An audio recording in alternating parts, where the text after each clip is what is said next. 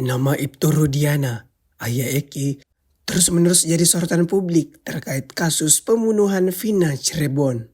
Terbaru, Kapolsek Kapetakan itu diperiksa Propam Mabes Polri karena sejumlah perintangan penyidikan dalam kasus pembunuhan Vina pada 2016 lalu. Jika nantinya Ibtu Rudiana terbukti melakukan pelanggaran, ada sejumlah sanksi menantinya. Penasihat ahli Kapolri, Irjen Arianto Sutadi menyebut kasus pembunuhan Vina sudah menjadi atensi Kapolri.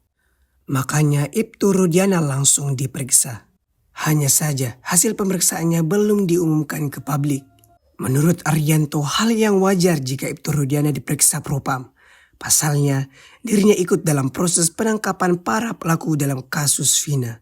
Makin parah setelah muncul dugaan Ibtu Rudiana merekayasa proses hukum kasus pembunuhan Vina dengan anaknya Eki tersebut. Ketua Indonesia Police Watch, Sugeng Teguh Santoso mengungkap sanksi yang diterima Ibtu Rudi jika terbukti bersalah.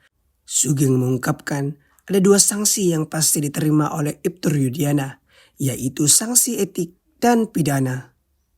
Download Tribun X sekarang, menghadirkan lokal menjadi Indonesia.